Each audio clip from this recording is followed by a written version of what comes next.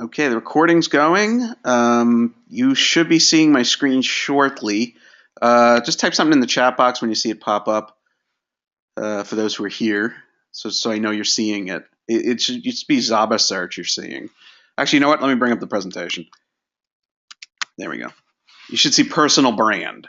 Okay, so what we're going to do today, I'm going to move this out of the way a little bit. Okay, this is personal brand, meaning how do you show yourself to the world? You know, if someone sees you or thinks of you or goes to Google, what do they see? So obviously it's pretty important. You know, what is it? It's what the world sees you as. So a couple things here. If the British could search for Paul Revere or this guy Israel, I never heard of him before this class, and I'm pretty good with history. I never heard of Israel Bissell. Um, Here, like for example, what do they call the day after July 3rd in England? I remember I was in England. When I graduated college, me and my roommate backpacked through Europe for about a month, and we were in England on the day after July 3rd. And you know what they call it there? They call it July 4th. It's just another day to them. I remember walking around going, why is everyone going to work? It's a holiday. And then I like, oh, wait, they lost. It's not their holiday, it's ours. So it all a matter of perspective. I remember visited God, I remember we were really dirty on that trip. Oh my boy, we really scraped it together. But we visited Waterloo, and that was where Napoleon. If you've ever heard the expression, met your Waterloo, that's where Napoleon lost big time. I think it was Wellington he lost though. You know, I used to be good at this. Anyway, we were there, and somebody said, "Do you see this as a victory or a defeat?" And I said, "Well, it was a defeat. Napoleon lost." She goes, "No, it was a victory. Wellington won." And I'm like, "Oh, I guess you were on the winning side." So if we take a second, and Mr. Perry, if you want to do this too, you are quite welcome to do this. There's a site called Zaba Search, Z-A-B-A Search. So if you want to take a second, Zaba Search is a free search engine for people. There's a lot of them out there that charge you money and that are scams. This one completely free. The way this one works is that it works on public records. So if you've committed a crime, hopefully you haven't, if you bought a house, if you were awarded something from the local, like let's say you were a Boy Scout, you were awarded something, you're going to show up in Zaba Search. You can then go to these premium ones like Intellius or Zaba Search Premium. So here, I'm going to look myself up. 11. I don't know if it's caught up to me yet, so I'm going to go to the previous place I lived in. That was Pennsylvania. Let's see. I don't think it caught up to me yet, and I've been in Florida for about 3 years now. Let's see. There I am. That's where I used to live. 107 August Lane, Atlanta. Look at it. That is my phone number. That was my phone number. That's pretty scary to think about that. So they had my phone number. Let me see if it caught up to me yet in Florida. I doubt it has. It's pretty slow, this Zaba search, unless you pay for it. Let's go. Let's go to Florida. And Mr. Perry, look yourself up. See if you can find yourself or anyone you know. Andrew S. Andrew M. Nope, it has not caught up to me yet. It's weird. You'd think it'd be caught up to me by now. Okay, let's go to New Jersey. I used to live in New Jersey for a long time. Let's see. Nope, it has lost me in New Jersey. I haven't lived there in years now. So, okay, so as you can see, you can search for people here. As I've told people, I'm a diehard Steelers fan, and I remember one year, this was back in I think '97. The Steelers were playing on Thursday night in Detroit. That's Jerome Bettis' hometown. Jerome Bettis was a running back for them, and I looked up Jerome Bettis' father, and I found him, and it had a phone number, and the whole team was over there eating Thanksgiving dinner with them. So I was like, oh, maybe I should call them and say hi. I was like, think about it. They probably track me down and kill me. So I didn't do that. But you can find a lot of people, and you don't have to do it directly. You could find relatives. You could find people who know people, that sort of thing. So Zaba Search is really potent. I highly recommend it. So if someone Googled your name, think about it. What would they find? Now, my name is a really common name. So here, I'm going to go to Google. And I'm going to type Andrew Levin, see what I find. I think I know what I'm going to find, and I'll tell you it ain't me. Andrew Levin. Here we go. Nope, none of those are me. That's definitely not me. Oh, look, I'm a founding partner of Levin Energies. So I should call him, see how he's doing. Let's see. Nope, none of these are me. Louis Charles Levin. No, not Carla. Oh, look at that. Uncle? No, I don't think so. I wish he was my uncle. My uncle, Andrew Levin's uncle. No, he's not my uncle. But I remember my mother worked at Rutgers. I graduated Rutgers. My mother worked there, and her name is Janice Levin. And there was a building named Janice Levin. It wasn't her, but she used to get so much respect there. When people were like, "Oh, look, Janice Levin, anything for you? Yes, be happy to help you." After a while, she stopped saying to them, "It's not me," because she liked the attention. So look yourself up. Do you see anything about like Mr. Perry? Did you find yourself if you do a Google search? We're gonna do. You want me to do a Google search for you? See if I can find you. Let's see if I find you. Yeah, that's you, right? Yep, there you are. Yeah, okay, so you came right up. Good for you. That's excellent, by the way. If you, for what you do, your profession, if you come up right away, that's excellent. You can't get better than that. So it's scary, actually. So this is why a personal brand is really important. You want to make sure that people know you professionally and personally in the proper light. That's why I highly recommend if you do Facebook, I get tired of Facebook. I don't even do it anymore. If you do Facebook, have a professional page and then have a personal page. And I would recommend the personal page have a nickname. Like I have a nickname from college and I had put that as my personal page. So that means people looking for Andrew Levin shouldn't find it, which is good. Not that there's anything embarrassing on there. I'm a pretty boring person. So you want to make sure that you can keep them separate. It's very hard to keep them separate, but you got to try. Okay, image is the outside, personal brand is the inside. That's a myth. Sorry to say, in this day and age, this is all intermingled now. Your personal brand, what you think you are, might be on the outside also, or it might not. Personal branding is all about you. I don't have a personal brand. That's completely a lie. Everybody has a brand. You like think back. I remember in high school there was those kids that nobody knew anything about. You might have thought you were the coolest kid in the world. I'll tell you right now, I was not, and I probably was one of those kids that nobody knew anything about. So your personal brand might not be what you want it to be, but you have one. Okay, it's best to define your brand before someone else does. Very important. You don't want to be pigeonholed by somebody else. You want to be able to nail your brand and have people flock to it. I was just reading today about one of the guys on those memes. It was I forgot which one it was, but he was one of like the dirtbag memes. Like he would eat Cheetos in your house, then wipe his hands on your cat. It's a picture of him standing in a doorway with a like a brownish hat on, with this dumb look on his face. And it turns out he's actually a really nice guy. And he said, yeah, probably in high school I was a bit of a douche, but for the most part he was a nice person. But he got defined. There's another one, Bad Luck Brian. It's a goofy picture of him. And it's like Bad Luck Brian, goes out on a blind date. Turns out it's his mother. That's the meme. And it turns out that Bad Luck Brian, the picture that they have, he was goofing around. That was purposely done to him to make it look goofy. And he didn't realize people were going to pick it up and think it was a real yearbook picture. So he got defined. You want to make sure you're defined. Now here, Steve Ballmer. You got to be careful when you define yourself. Don't lie. Here, let me show you. I used to love playing around with those people who would get those emails. You ever get an email from like there we go, Steve Ballmer. There he is. He's a weird guy. I guess if you're a multimillionaire, you can be very, very weird. I think he's a multi-billionaire, actually. Anyway, did you ever get those emails from people saying, oh, I'm a Nigerian prince and, I got lots of money to give you? I used to get them all the time, and I'd love to play with them. I would write back to them pretending I'm getting into it. And the weirdest thing is those people hated to be called a woman. I don't get it. They were trying to scam you. They weren't being themselves. But if you called them a woman, they broke the fourth wall and went off on you. Like, I'm not a woman, but I'm like, why do you care if I'm calling you a woman? You're not a Nigerian prince either. But anyway, I had this one guy. Normally I play around with them until they finally get bored. I had this one guy, and he said, I'm an American diplomat, and I found all this money, and I'd like to get it out of this country. Here's the picture he sent me. Normally, I would play around with him, but I wrote him back. I said, listen, buddy, you're sending me a picture of Steve Ballmer. I know who Steve Ballmer is. He's one of the CEOs of Microsoft. If you're going to use a picture, don't use his. So I was kind of giving him advice. I just thought, what an idiot. Why would you do that? So don't lie. You're going to get caught. Eventually, in this day and age, you're going to get caught. It's just another example. I had created, let me see if I still have it up here. Do I have it here?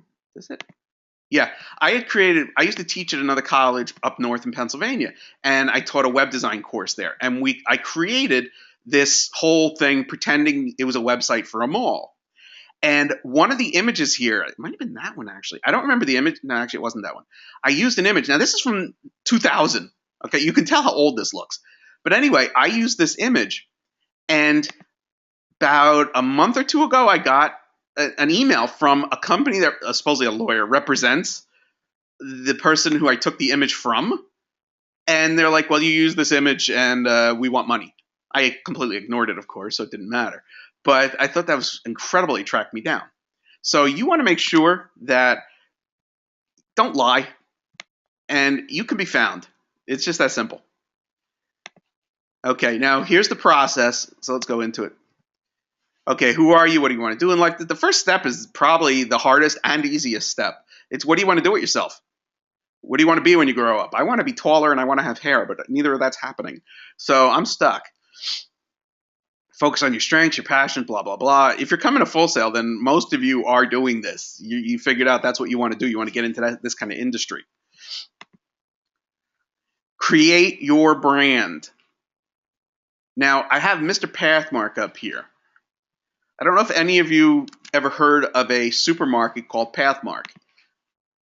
Anybody? Mr. Perry, have you heard of a supermarket called Pathmark?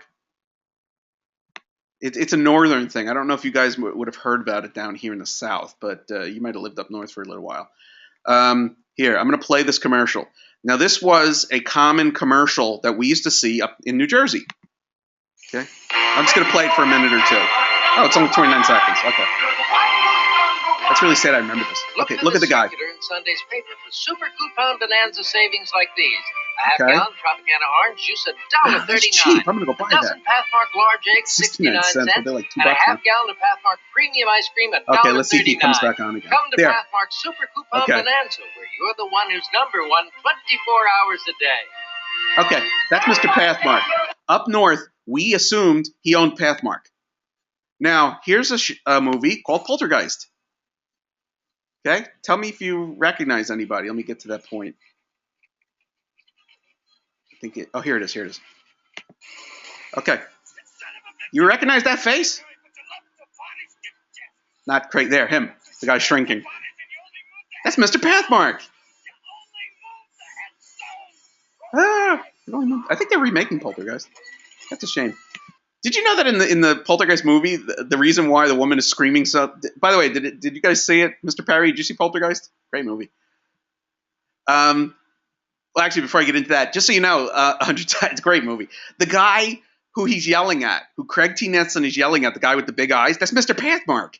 When we first saw that, we're like, what the hell's Mr. Pathmark doing in the movie? Well, the guy's an actor. He's not Mr. Pathmark. He doesn't own Pathmark. But he got pigeonholed into that. He got defined as being Mr. Pathmark. He had a good job. He had a good commercial job, but he had a very tough time getting into the movies. So you got to be careful about that. Now, but the scene I was talking about where she's in the pool, that they're digging a pool and she's in there and there's bodies popping up. I don't know if you guys know this, but she's like screaming like crazy. The reason she's screaming like crazy is because those are real bodies. Those aren't fake. They actually went and got real skeletons. So I'm like, no wonder she's screaming. I'd be freaked out too. So those were real people that were washing up next to her. Okay, so back to this. So you want to define your brand. You don't want to become typecast against your wishes. Maybe you do want to be typecast. There's some people in science fiction that I know I like science fiction. There's some people in science fiction shows and movies that are completely typecast, and that's what they do. That's all they do is they do science fiction stuff. And I don't know if they like it or not, but that's what they do. So it works for them. Okay, become your own personal network. I can't stress this enough. For those of you out there, no matter what field you're getting into, you need to go to networking events, even if it's barely related to what you do. For example, let's say you do music. All you want to do is music. I can't play a note. I can't read music, but you want to do music. Go to a video game convention. Sorry, I was just stretching a little bit. Go to a video game convention because there's going to be video gamers there who need people who do music. So go to these conventions. Go to different things. Don't limit yourself just because, oh, that's not a music convention, I'm not going to go. Okay, now you got to make sure you grow your brand. Don't let it stagnate. I had shown you guys, where is it? Well, I think I showed it to you last time. It was the Amanda Bynes page. It hadn't been updated since like 1996 or something. Okay, so here, update your brand because you don't want to show up on a page like this. Okay, what's this one? This is a new one. I don't remember seeing this one. This is called web pages that suck. If you have a website, a lot of people get enamored with things you can do. Just because you can do it doesn't mean you should. Google is probably the best example. Google is so basic. It's just the word Google and you can search on it. Before that, I don't know if any of you remember, but internet search engines were like really packed. There was Excite and, well, Yahoo's still there. But they, like Excite, I remember, Lycos, they were just crammed full of crap. Alta Vista, oh God, I remember Alta Vista. Let's see this one. Ew, look at that one. That's horrible. Okay, cuts off. What the hell is that? This is bad. These are horrible. The Magic of Baltimore. I'm trying to find. They used to. Oh, here. Let me. This is a perfect example of one that you have to watch out for. Oh my God! Look at that. They're shooting each other. Okay. First of all, red on blue. Don't ever do that unless your goal is to make people nauseous. These don't work with each other. This is a horrible website. Oh, look at this. Oh my God, the guy's shooting somebody. Oh my God, this is a horrible website. Wow, this is bad. Like I said, just because you can do it doesn't mean you should. This is horrible having this. Stop white on white crime. Yes, they're shooting. Look at that. Oh my God, that is horrible. Look at the guy in the bottom. I know those are just sparklers. They're not really shooting each other, but that's funny. Like here, he's repeating his image here.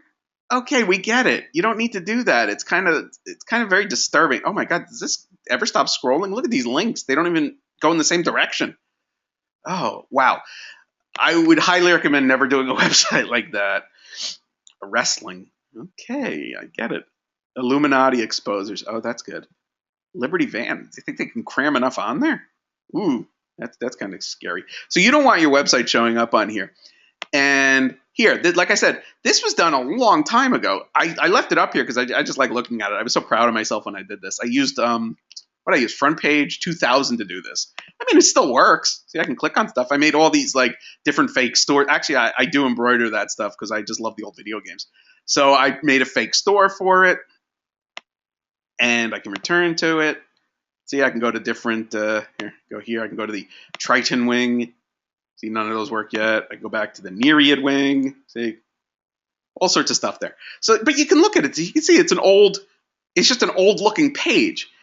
Also, if you're going to make a website, I recommend you get this. It's free. It's from Vision Australia, so that you can see they spell things wrong. You know, we kicked their ass in the war. They should do it our way. I'm just kidding. The color with a U. I don't know why they do that. But anyway, this is the color contrast analyzer. It's free. I highly recommend you doing it on your website. What you do is, see this little eyedropper. You move this onto the foreground, like this black word. You put it right there, and then you'd click it, and it would suck up the black, like you see here. Then you would do the eyedropper on like this gray, and it would suck it up. And it would tell you if this passes different tests. Like I'm partially colorblind. So some of these websites I can't see. I don't see red very well. I mean, I can, but it looks different to me than it does to other people. So you should use this because if you made a website and you have a lot of red on it, it might not pass, and people who are colorblind aren't going to get it. So I would highly recommend that site. It's Vision Australia. So just go to Google, you type Vision Australia, and it's free. So see the Amanda site? That's just funny. Okay. How to create your brand. Let's go look at these business cards. This is a very, very fine line what you should do here. Sorry, my allergies are acting up. You got to be careful when you do unconventional stuff. Now, in the business you guys are going into, unconventional could work. I used to do programming. I still do programming, actually. Just, I just keep myself keep in the loop. I help people out and program stuff. But anyway, if I was going to apply to IBM, IBM is an extremely old school business that if I sent them a business card like that, they would laugh and throw it out. Now, in your business, if you guys are getting into the creative aspect, this might be great, but you have to kind of judge what you're looking at. So these were just examples of some really cool ideas. This one, once again, that's a cool idea, but if the business, I don't know anything about Sony, but let's say Sony is very old school, shirt tie kind of thing. They're not going to touch you. They're going to look at this and go, this is stupid. I don't think they are, but I'm just saying as an example. This is kind of neat having little tabs. The problem when you do things like this, though, is this is not a standard size business card anymore. So what's going to happen is if somebody wants to put it in their pocket, it might get caught on things or it'll bend the wrong way, and they're not going to deal with it. This is kind of cool. Stencils. I thought this was neat. The guy made it look like a Google page. It's pretty cool. This is perfect for someone who's programming. It's a hacker. It's kind of scary. These were adorable. The Lego stuff. Now, if you're in the toy area, this would be very funny to do. Now, of course, Lego would probably come after you if you just made that yourself. Okay, now this one has seeds in it. Obviously, this person is into lawn and property enhancement. That's a terrific idea. But I've seen cards like this that the seeds are embedded in the card. So you put the card in the ground and grow something. That's a wonderful idea. It's very Mother Nature and all that, but the minute they do that, they lose your card. This, I don't know if I want people eating my card, and I don't want to find out I gave them indigestion.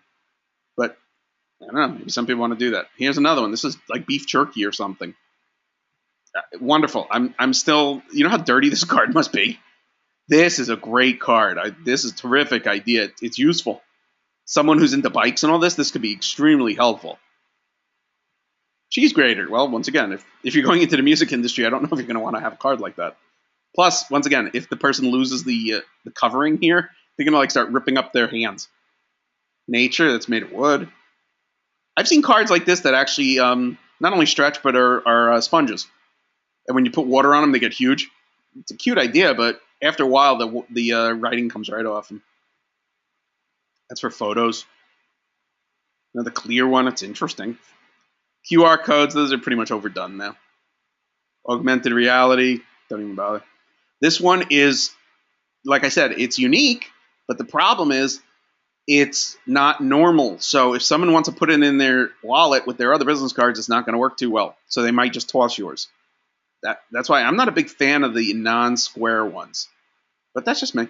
That looks like a coaster for, put a beer on or something. Mini-me? I don't go mini. I don't know. That's kind of, once again, it's not a standard size. This is definitely not standard. Double-sided. I'm not a big fan of that either, personally, just because I don't think they're going to flip it over. Okay, Facebook style. It's kind of neat. It's very colorful looking. This one could be taken the completely wrong way. That looks really cheap. But maybe that's your industry, and someone's going to go, wow, that's really inventive. Okay? Like this worked kind of cool, this one. The awesome thing. But once again, if you don't put it straight, you put it slightly off, they're going to look at that and go, wow, what a cheap card. This is cute, the ones that move. Once again, it all depends. That set's adorable. It looks like an emery board. It all depends on your business. That's kind of cool. Once again, I don't know who's going to take the time to actually build that. You're amazing. We should talk. That could be kind of creepy, don't you think? You're amazing. We should talk. Let's meet in the alleyway. That's kind of wrong. Okay. Oh, look at this. This is Steve Wozniak's card. Now that's funny. But he can get away with this. It's Steve Wozniak, the guy from Apple. He can get away with this card. I don't think the rest of us can. Okay, so those are pretty interesting business cards. So once again, be different. You got your professional portfolios. Those you can be as creative as you want because that's your goal. Now your resume. This is another area where it's kind of dicey. Like here, this person wants to be a teacher. Someone might look at that and go, wow, what a great idea. I want this person to be teaching my school. Someone else might go. A lot of administrators in schools are very, very, by the book. So they're going to look at this and go, no, not even looking at it. So once again, you got to make sure you fit the industry you're going into. Okay, now let's look at some of this stuff. Okay, this is talking about your online reputation. I personally think that what you do in your personal time is of no business to anyone else but you and who you want to tell. A business should not know or care. But you know something? That isn't reality anymore. If you're going to look for a job or you're going to look for business, if you're a freelancer and you're looking for work, and they go to a Facebook page and they see something really bad, they're going to say, sorry, we don't want to work with you, even though it was your personal thing. Whoops, went too far there. So, see, these are just, I'm not going to go through each of these because these are just different statistics. You can see they are looking at your personal stuff. Now, professionalism at school. Once again, none of these people are students. I know them all. This is basically, we're trying to train everybody out there. Now, some people just came out of high school. Some people have been in the real world for a while. We're just trying to get everyone into the same feeling of being professional. Don't send emails that are filled with, like the letter I is this one. See where it says is? Don't send an email with a lowercase I. That looks very unprofessional. Don't use slang in an email to somebody that you're looking for work or business or what have you. That's why I'm not that strict with it, because I don't think it's right to do the minute you get to here. But there are some teachers in this school, usually as you move forward, that are extremely strict with this, and I think that's fine. Because if you're about to graduate and you're still writing emails that have lowercase i's and you're using all sorts of slang in there, you are going to look really unprofessional when you try to look for a job or for work, and you won't get it. So we push for this professionalism. I have never had to take points off for professionalism, but if you go forward and you send a nasty post to somebody else, you're going to lose points for professionalism. We want you to be a true professional when you graduate. That's really what it comes down to. And what's professional, unprofessional? Basically, what I tell people is stay out of the gossip. Listen to it, keep your ears open, but don't spread it. That way you don't have to worry about being caught in a compromising situation. Okay, now your online presence. Once again, she's not a student, she works here. Okay, we talked about all these things about what you could do for your online presence. This is just your level of influence. There's different things you can download that show you where you show up in Facebook or Google. But I wanted to talk about a couple other things. I'm going to talk about our assignments in a second. One other thing I thought was interesting. This was an actress, Hedy Lamarr, from the 40s. She was big in the 40s. Yeah, see, 1930, 1958. Look at this. She died like right down the street from me. I live in Oviedo, Florida. About a half hour away from me is Castleberry, Florida, and it's a short half hour too. It's only because of traffic it's so far away. So she lived in Castleberry. It's pretty interesting. But anyway, just so you know, you don't want to typecast yourself or be thought of in only one thing. Hedy Lamarr was an actress in the 40s. The reason why I'm bringing her up is because nobody would have thought that she did things like this. I don't consider her that attractive. I guess she was considered attractive. Okay. Here we go. Frequency hopping spread spectrum invention. She, during World War II, came up with a way to keep radio-controlled torpedoes from being jammed by the enemy. That's pretty freaking impressive. And frequency hopping spread spectrum is also used in the internet. So back in the 40s, this actress that people would go, oh, she's just a bubble-headed actress, was actually pretty brilliant. So you don't want to be pigeonholed into something unless, of course, that helps your career.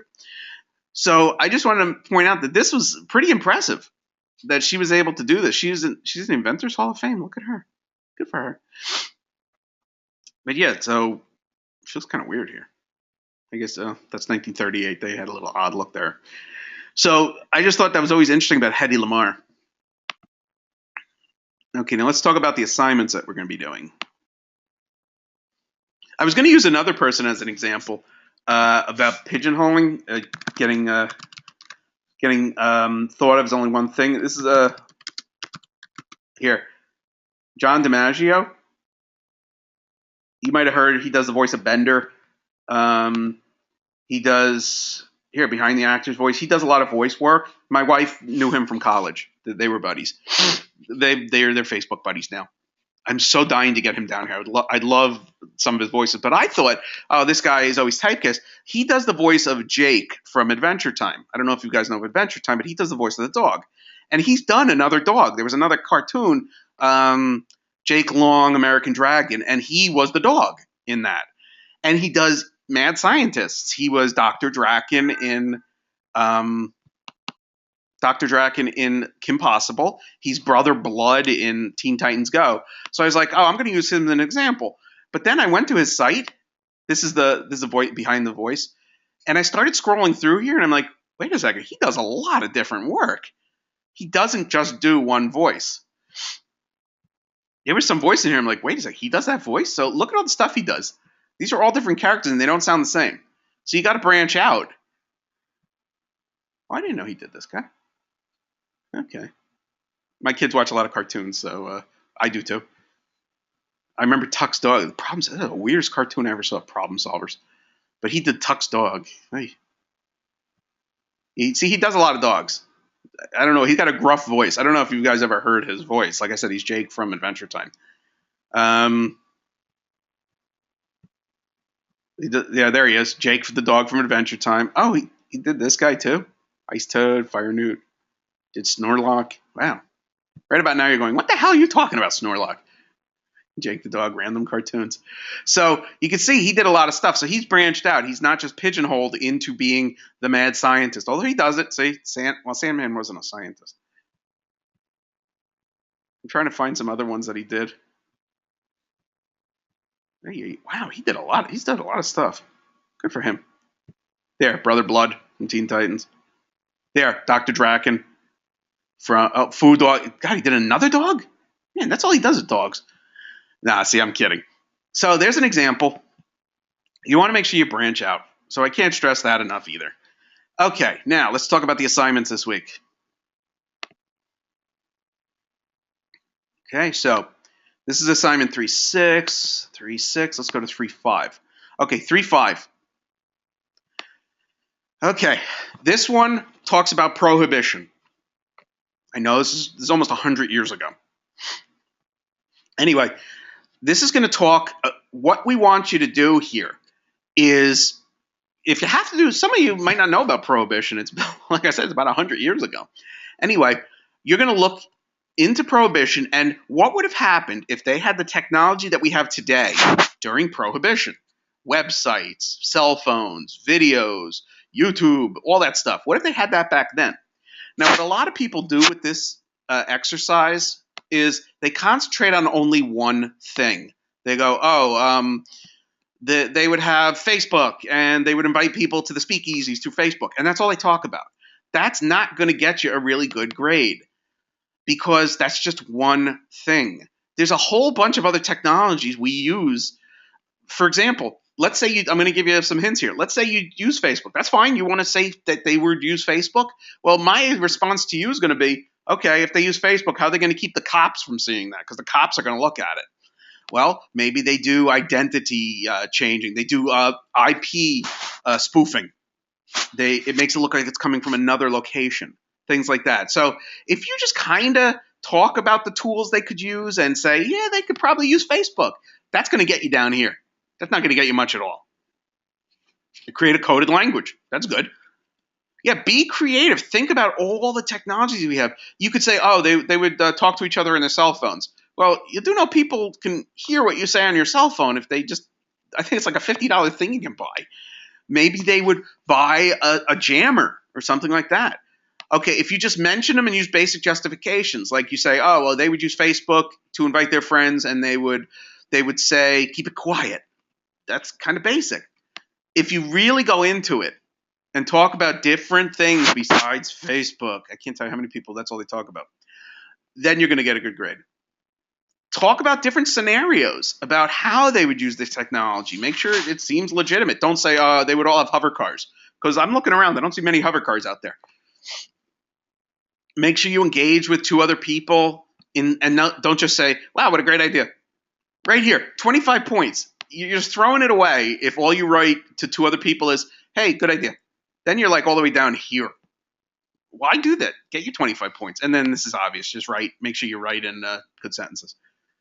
So that's what that one's about. Now this one, 3.6, digital citizenship. I'm going to warn I do this every month. I warn everybody about this, but yet I still get people who do this. I don't know why. Look at the instructions here. Using the methods you have learned this month, research how the concept of digital citizenship was reflected in the actions of individuals, blah, blah, blah, after the events of the Boston Marathon bombing. They change this exercise each month. Last month was the Olympics in, I think, Sochi. Am I pronouncing that right? Sochi? Sochi Olympics. And talking about how, the conditions weren't great.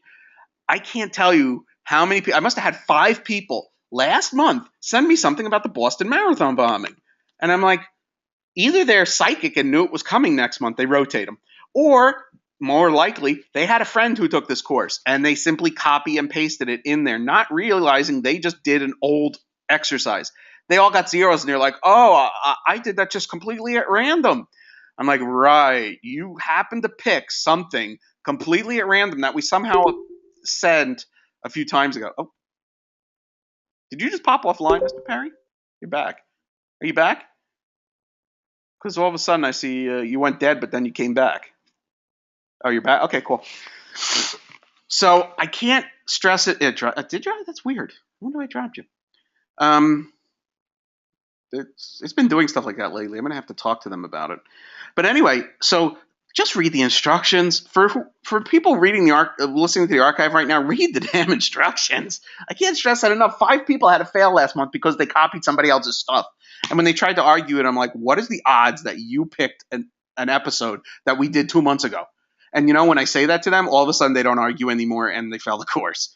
So now talking about this, you want to make sure you give a detailed explanation. Now, digital citizenship, there's all different components of digital citizenship. Mention them. Talk about the elements of digital citizenship, both positive and negative. Mention them. Don't just say, oh, well, people were being good digital citizens because they helped the police. That doesn't give me any specifics. Talk about specific parts of digital citizenship and you'll get in the exceptional range. If all you do is mention them briefly, you're going to get down here. And if all you do is you don't even mention the aspects of digital citizenship, but you talk about the event itself, you're all the way down here already. You're in the 70% range. Make sure your research, relates and it makes sense and it backs up each other.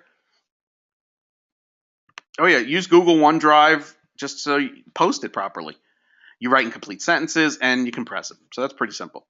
Okay, so I'm going to stop the recording because congratulations, we have finished.